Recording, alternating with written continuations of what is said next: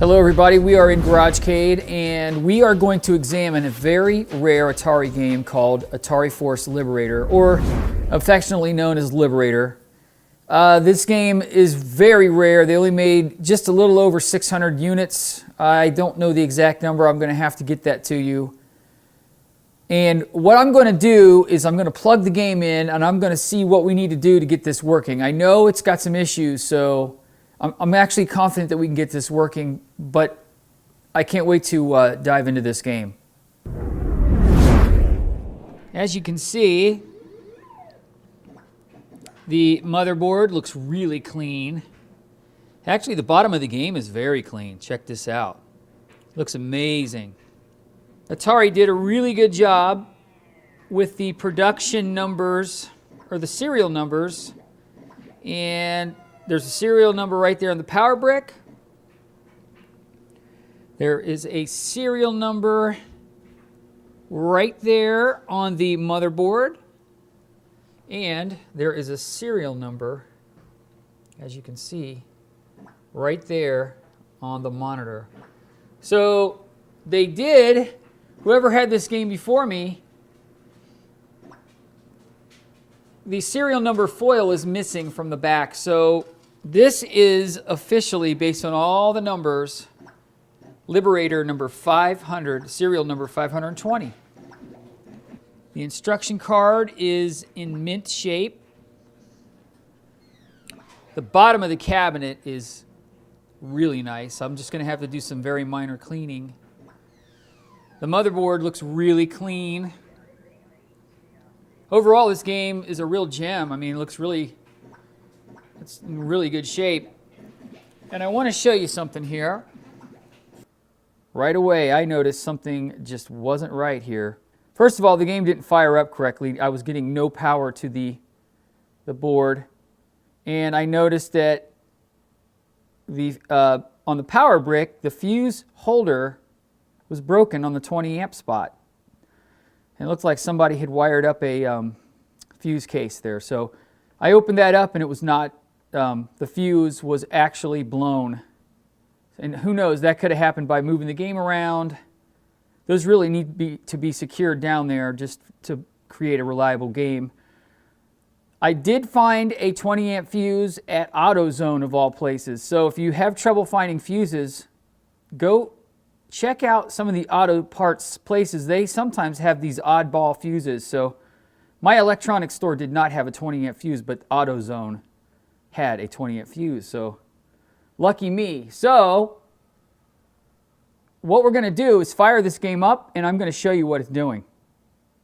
All right, everybody, so let's flip on the power button, power switch, and got a red light on the motherboard, and it looks like we've got a problem. You can just barely make out the globe on the game. Wow, that control panel is just beautiful. We got solid red LED lights on both the 1 and 2 player buttons. So we obviously have a problem.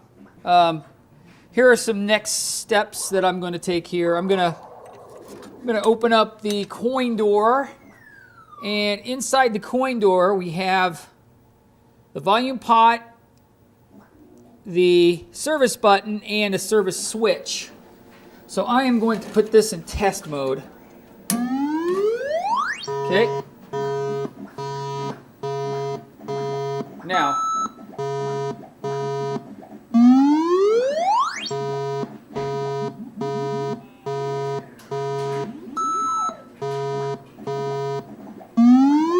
okay, so upon inspection, the 6th tone is a little higher than the other 8 tones. So we're going to have to look at the Liberator manual to figure out what is going on. I have an idea that I might have a RAM problem on this game. I'll turn that back off. All right, guys, so right now I am going to take the motherboard out.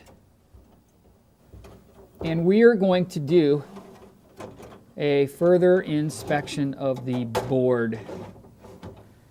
Okay, so what I've discovered is that we're getting a beep on the 6th test tone when I put the game in test mode. So I'm going to check out the Liberator Operation, Maintenance, and Service Manual, and I'm going to look to see what that means.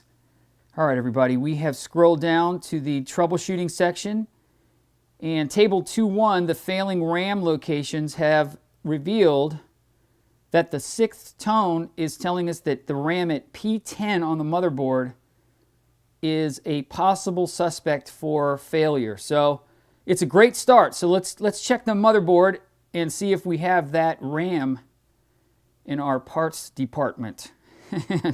I don't have a parts department. How about junk bin? We'll check our junk bin.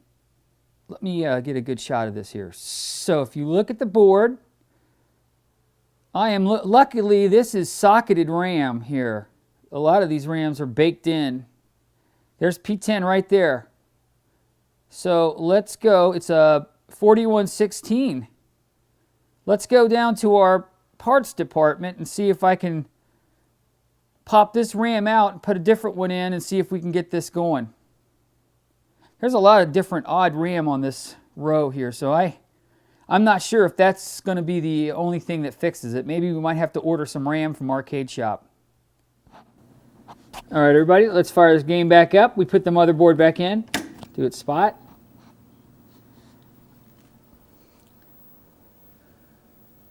We got a light on the board. Aha! So, something has changed. It looks like putting that RAM into place. Ooh, maybe not. Huh. Okay, well, it was the 1 and 2 player buttons were working. Let's see what happened here. I wonder if we...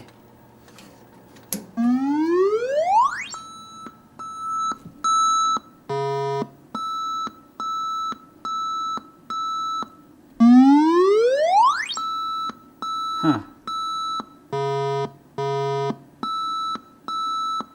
Okay, now we're getting a lot of different RAM errors, so... Okay, stay tuned.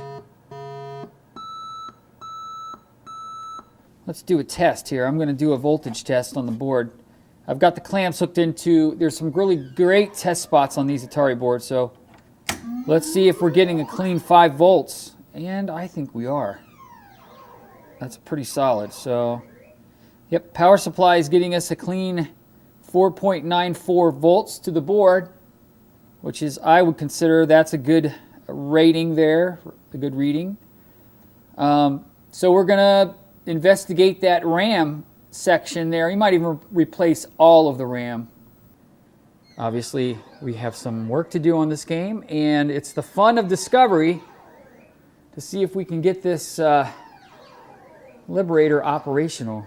Hopefully, we'll have to track down some RAM and see if that can help us get this game going. Some things that could be part of the problem on this game. There's some RAM here, and it looks a lot like there could be a RAM issue on this Atari board. So I'm going to do a little investigation, and we're gonna try to fix this Liberator and get it operational, because this game is sweet.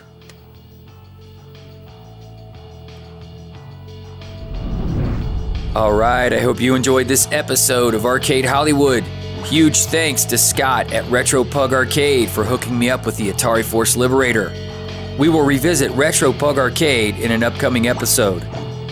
Once again, wanted to give a huge shout out to my good friend Mike Miller and his band Origami for providing me with all the amazing music for this channel. You can check him out at origami.tumblr.com. Coming soon to Arcade Hollywood, we will have the latest arcade update, the Star Wars arcade episode, and the Season 4 kickoff tour. Lots planned for 2018, so stay tuned. This is a great time to subscribe to this channel. Don't forget, you can check me out on Twitter, Arcade Hollywood at Hollywood Arcade. We are also out there on Facebook and Google+. Please email me with any comments or questions at discohollywood1@gmail.com.